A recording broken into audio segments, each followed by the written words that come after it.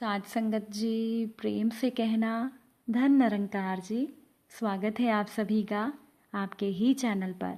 हाजिर हूँ मैं आप सभी के लिए एक नई साखी लेकर। तो चलिए आज की साखी सुनते हैं। साध संगत जी, सरला जी मेहता निवास के मालकिन और माधव जी की धर्म पत्नी हैं। उनके 2 बेटे और 1 बेटी है। उनके बड़े बेटे की शादी मालती से हुई और उनका 1 बेटा है। और सरला जी के छोटे बेटे की शादी प्रीति से हुई और शादी को 1 साल हो चुका है। और सरला जी की बेटी मंजू अभी कॉलेज में पढ़ाई कर रही है। सरला जी की छोटी बहू प्रीति का मायका बहुत संपन्न है। प्रीति के मायके वाले बहुत अमीर थे, जबकि सरला जी की बड़ी बहू मालती एक छोटे से साधारण परिवार से थी। होली का त्यौहार आने वाला था और होली के त्यौहार के मौके पर प्रीति के पिता उससे मिलने के लिए आए कि तभी सरला जी ने अपनी छोटी बहू प्रीति को आवाज़ लगाई और कहा कि प्रीति, तुम्हारे पिताजी तुमसे मिलने आए हैं। सरला जी ने अपनी बेटी मंजू को पानी लेने के लिए भेजा। प्रीति अपने पिता से मिलकर बहुत खुश थी, लेकिन प्रीति से ज़्यादा खुश सरला जी और उनकी बेटी मंजू थे, क्योंकि प्रीति के पिता होली की मिठाई के साथ साथ पूरे परिवार के लिए कीमती तोहफे भी लेकर आए थे। साथ संगत जी, प्रीति अपने घर की इकलौती बेटी थी। उसके पिता का व्यवसाय बहुत बड़ा था और उसका मायका सर्व संपन्न था। इसीलिए प्रीति और उसके ससुराल वालों को हर तीज त्योहार पर मायके से महंगे तोहफे और उपहार मिलते। सरला जी और उनके पति माधव जी दोनों अपने समधी की आवभगत में लगे हुए थे। ऐसा लग रहा था कि जैसे साक्षात भगवान उनके घर में आए हैं। सरला जी की बेटी मंजू, जो कि बहुत कामचोर थी, वो भी प्रीति के पिता के आने पर भाग भाग कर काम कर रही थी। मंजू ने पल भर में पूरा मेज मिठाइयों से भर दिया कि तभी प्रीति उठकर जब रसोई में जाने लगी तो सरला जी ने प्रीति से कहा, कहाँ जा रही हो? प्रीति ने कहा, माँ जी, मैं रसोई में मालती दीदी की मदद करने के लिए जा रही हूँ।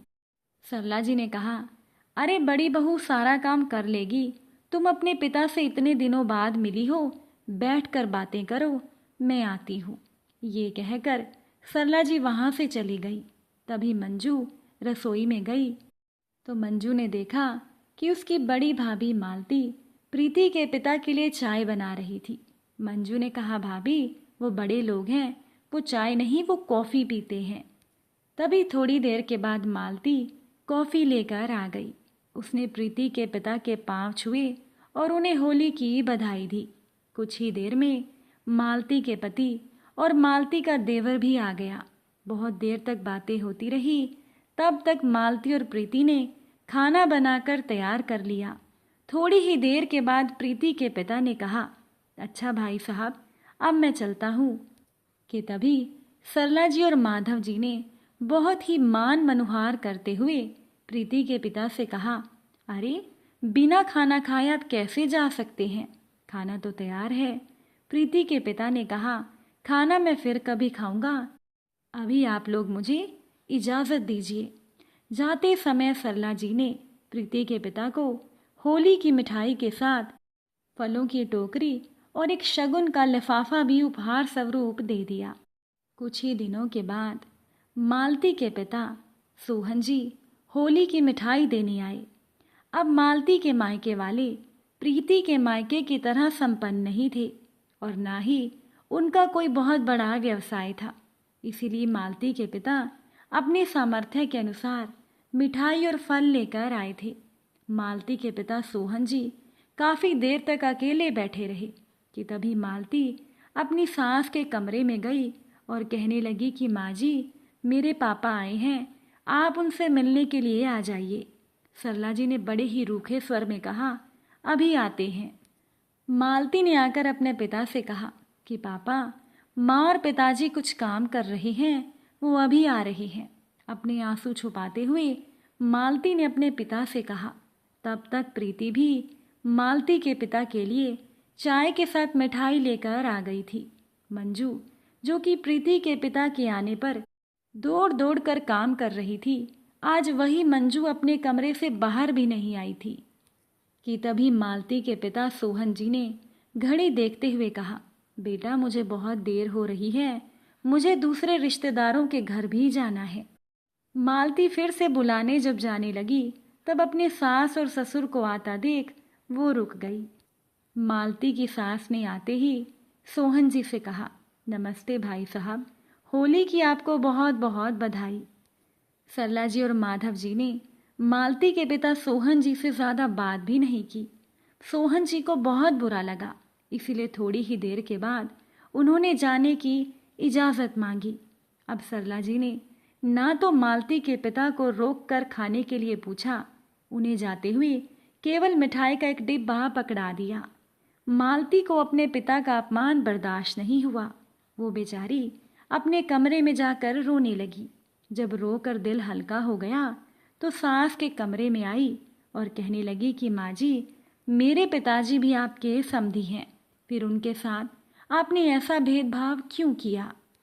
सरला जी ने कहा, हमने क्या किया? मालती ने कहा, माँ जी, आपने उनका अपमान किया। वो कब से बैठे आपका इंतज़ार कर रहे थे। पहले तो आप दोनों देर से आए, फिर मेरे पिता से अच्छे से बात भी नहीं की। तब सरला जी ने गुस्से में कहा, तुम्हारा क्या मतलब? क्या हमें तुम्हारे पिता की इज्जत भी प्रीति के पिता की तरह ही करनी चाहिए थी? अपने पिता की बराबरी तुम प्रीति के पिता से कर रही हो। अरे प्रीति के पिता बड़े आदमी हैं, वो अपने साथ कितना सामान लाए थे और तुम्हारे पिता ने हमें एक मिठाई का डिब्बा पकड़ा दिया। अब जो जितना लाएगा उसे उतना ही वापस मिलेगा। मालती ने अपनी सास को कहा, माँ जी, जिसकी जितनी आर्थिक स्थिति होगी उसी के अनुसार वो तोहफा लाएंगे। इसका ये मतलब तो नहीं है ना कि उनका मान सम्मान कम है। आप उन्हें चाहे कुछ भी ना देते पर सम्मान तो दे ही सकते थे। उनसे दो मीठे बोल तो बोल ही सकते थे। एक बार चाहे झूठ ही सही आप उन्हें खाने के लिए पूछ लेते।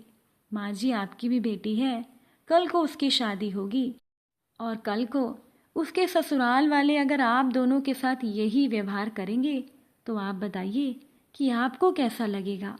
एक बार इस बारे में ज़रूर सोचिएगा। मालती ने पहली बार अपनी सास के सामने अपनी बात रखकर अपने मन के दुख को कम किया।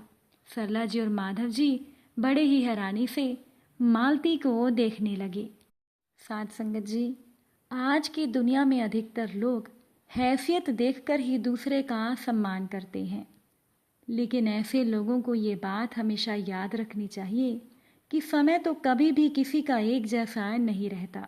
ये समय तो कभी भी किसी राजा को रंग और रंग को राजा बना सकता है। और अपने बहुमूल्य रिश्तों को कभी भी पैसों से मत तोलिए। इसीलिए किसी की आर्थिक स्थिति को ना देखकर उसके व्यवहार को देखकर उसका मान सम्मान करें। आपको आज की ये साखी कैसी लगी कमेंट करके ज़रूर बताइएगा। अगर आप इस चैनल पर नए हैं तो चैनल को सब्सक्राइब भी ज़रूर कीजिएगा। आप सभी से फिर मुलाकात होगी एक नई साखी के साथ। साथ संगत जी प्यार से कहना, धन निरंकार।